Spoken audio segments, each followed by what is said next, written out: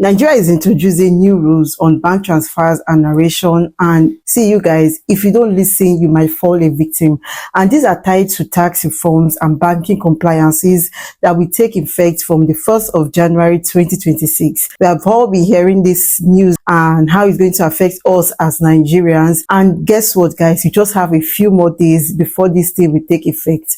So if you're watching this video, I would advise you to watch this video and pay good attention, because we all need this information I am about to drop for you guys. So these changes are not just technical. They can affect how you send money, how transfers are recorded, and how you may be evaluated for tax purposes. So the first is that there is a narration. That's a mandatory narration for every bank transactions you make. As a business owner, you need to watch this video. So these are tax reform rules which are going to be starting in January. Like I said, the FIRS, the Federal Inland Revenue Service, will enforce a requirement that all bank transfers should include a clear and meaningful narrations. So I'm going to be explaining this for you guys, and these narrations are supposed to explain the reasons for that transaction.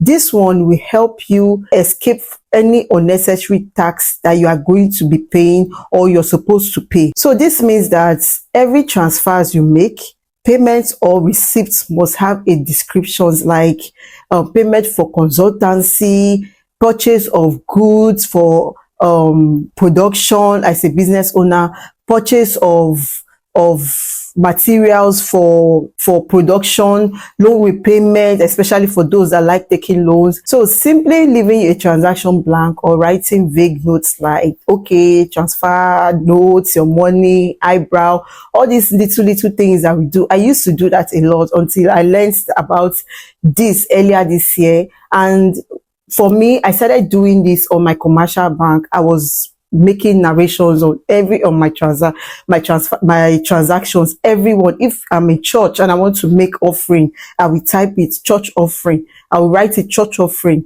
If I want to make any purchase for any of my goods for production, I will indicate it purchase for goods or materials for production. But I was not doing this for my fintech app because it's just, they wrote it optional.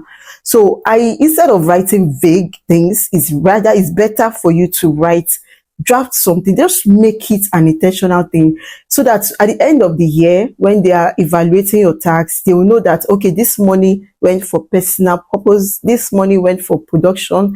So they will know which money is yours and which one they will tax you on. If you're paying school fees, write it. School fees for so person for first term, if there's enough space. We all know that these our banks, they don't give us enough space for all of that. You just write it there for any unnecessary tax, because we are all trying to understand what this tax is going to be, like how this tax is going to affect us in 2026.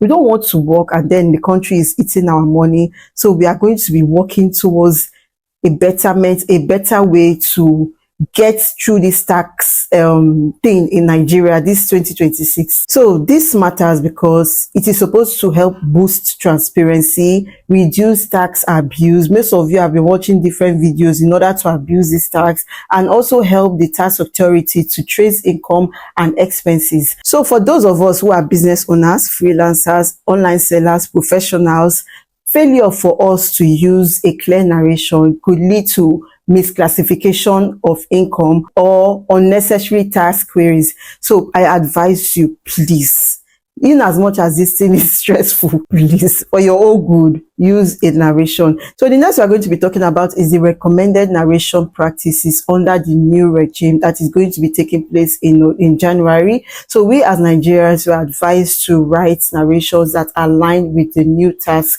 rule, which I have said there are different types of transfer recommendation narration, which I'm just going to be talking about. So for example, if you're sending money to your family, maybe your parents, you can easily write it or use a narration like gift/family support.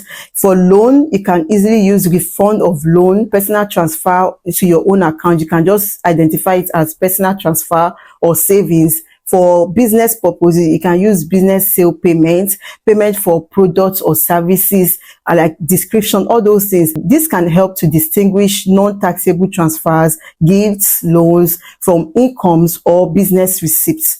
please be advised. The next one is what you should do before 2026 to stay compliant and avoid any unnecessary issue. Number one is always use specific description, which I have said. If you are going to buy Ankara from somebody that sells Ankara, instead of just writing payment for some people will just go and use and lie in order to avoid tax, simply because they are going to buy fabric which does not align with their business. They will now, instead of using payment for fabric, they will now go and use payment for production goods or production of goods. And when they check the transfer, the account that transfer was made into, and that person sells fabric, it's going to raise an eyebrow into your own account. I would advise you not to do that. The second one is to match every narrations with invoices or ledgers if you run a business. As a business owner, I am advised to use an invoice in order to match any of my transfers, in order for me to avoid any unnecessary tax repayments or misconception or misconduct. In order for me to, I don't want to have any problem. I'm advising you. I bring videos about businesses. That's the reason why I'm bringing this video, so all of us will learn. As I'm talking about this thing, I'm also reminding myself that I need to fix it in my brain and also make it a daily practice moving forward. So the next one is to distinguish personal versus income transactions clearly. So I've said it before, these are very like a no-brainer. If this money is going to your savings account, put it there. Just say savings for personal savings.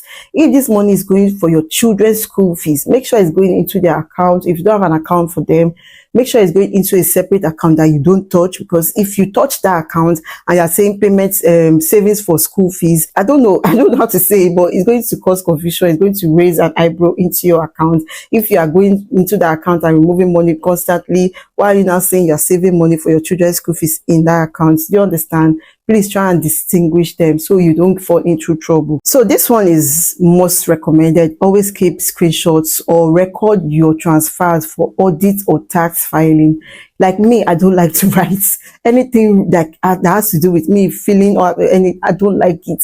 So this one I have to learn it. So missing this can lead to tax authorities inquiries or higher tax assessments, because unclear narration, making an unclear narration is harder to justify whether money you have received is for taxable income or it is not. So it's advice for you, for us to start writing this down or just keep a receipt. Our American people, if you are thinking of Japan out of America, out of Nigeria, you should already start planning this, because you are going to meet it there. So I would advise you to just implement it into your lifestyle. It's going to take a long time for us to get used to it, but I would advise you all, please just try. And you may just think that this is too much, you're going to eat your money, but at the end of the day, when you start distinguishing between your income, your personal income, your business money, your loans, family support, you know that you are just paying just a very little fraction of money for tax. So I think I've said everything that needs to be said. I've just given you guys my own review on how I see this news and how it's going to affect us and how it can help us to navigate or avoid any unnecessary problems. So you guys, in summary, this changes is going to affect everybody, whether you are working or not, whether you are not earning money, whether you are earning money.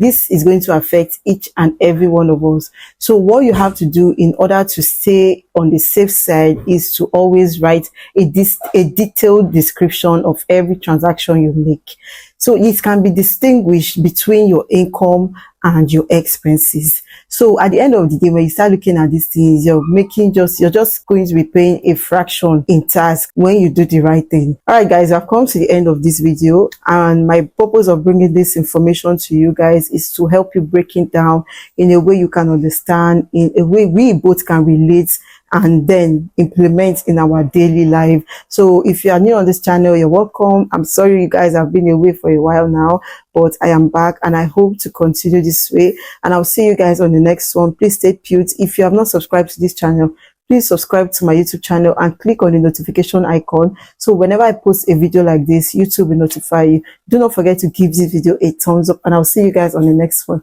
Bye.